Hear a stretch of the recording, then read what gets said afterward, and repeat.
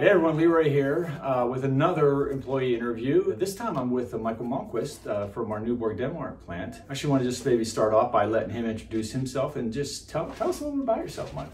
I'm Michael Malmqvist. I'm out the Nyborg site in Denmark. I work, this is a CMC site. We process tar. Tell us just a little bit about sort of what a typical day for you might look like. Well, I come in about 7:30. Okay. Normally I have a small team. I normally use 5 minutes just talking to them and getting the day started, looking in our little app where we do our optimization things. Okay. Check some emails, but looking into going on site as well. There was a lot of meetings going on. We have a lot of going on outside right now that needs to be taken care of. A lot of great projects, which we're going to get into in a moment. Okay, Michael, before we get into any of the projects and that, I mean, you've not been at Koppers a long time. About how long have you? I've been with Koppers for 6 years. 6 years, okay. And right out of school? Yes, yes. I actually had another education where like a technical background. Okay. I had worked there for 4 years with that education, and then I went back into university to got my master's degree, and then Koppers was my first job after that. Okay, and you talk about leading a small team of individuals. How has that experience been like? Well, when I started at Koppers, I had no intention of becoming a manager, but works progressed, and I got more and more busy. And then I got a master thesis student to help me out, and we employed him. Then we were 2 with the team, and then we got 2 more, and eventually they also got it hired, and now we also got a technical guy helping us out. So it just sort of developed on its own, but nonetheless, it's good because they really like those folks.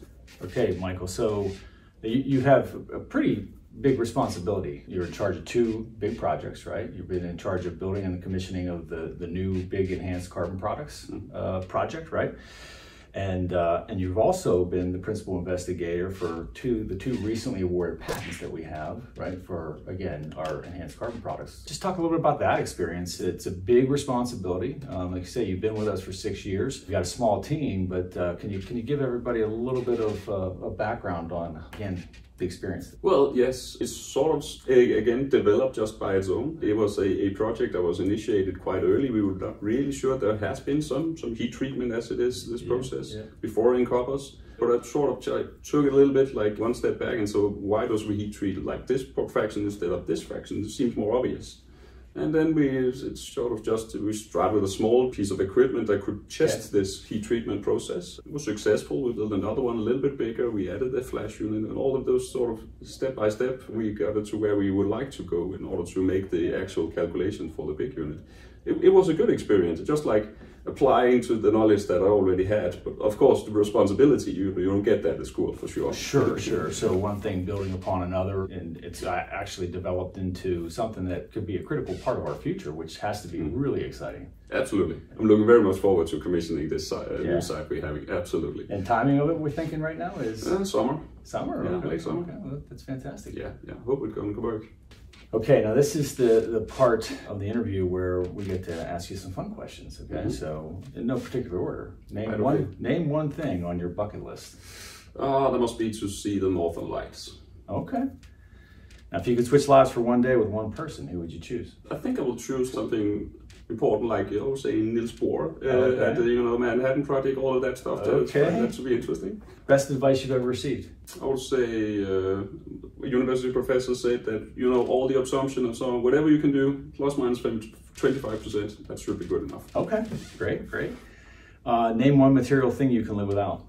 That will be my hiking boots. Yeah. Not that I can't. Exactly. Not that I don't, walk without hiking boots, but it's just what it represents. I really like to go hiking, especially on my own, actually. Most used emoji.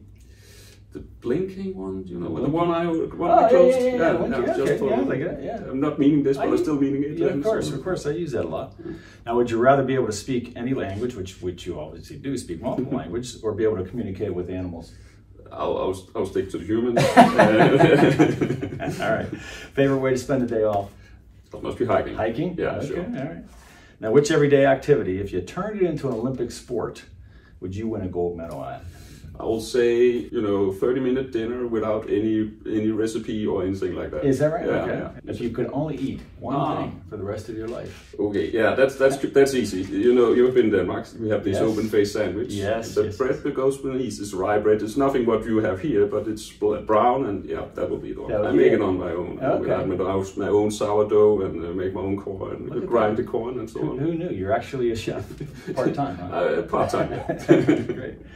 Okay, Michael, I know you're familiar with the hats off and really basically recognizing somebody that you think should be recognized. We try to do that often, so I want to ask you, is there anybody out there that you want to give a hats off to? Sure. We have our fitter that's associated to the lab that we have. Okay. And we screw up a lot. So we kind of have him coming down, Thomas Anderson. Okay. We broke the reactor, can you please replace it? He replaced it. Day after, it sort of broke again, could you replace it once again? And that goes on and on and on. I would like to give a hats off to him. Hats off to Thomas? Yeah, Thomas, yes. Okay, hats off, Thomas. All right, Michael, so this is where you get to put me on the hot seat and ask me one question. Will you be coming for the DHL, the 5K run that we had in Denmark? I was invited actually just before the pandemic, and then the pandemic hit and I wasn't able, because I was planning on coming actually. Yeah, sure. Is it in August? I'm trying to remember the date when that. Yeah, it's late summer. Yes. It's late summer, right? I'm actually going to be there in June, unfortunately, so I'm going to miss it. But sure. It's an annual thing. You can come back. Okay. Well, I was really excited about it because don't you run the bridge? You run the bridge? That's a little bit longer than 5K. You need to go 21, but that is coming up in the summer. You can do that as well if you like to. Well, we'll see. It's a half a marathon. It's right in my sweet spot. So okay. We'll see. Well, thanks everybody for tuning in. Thank you, Michael, for taking the time to be with us this morning. Great stuff going on, exciting things about the future of the company. And so till we see you all again next time, everybody take care. Thank you.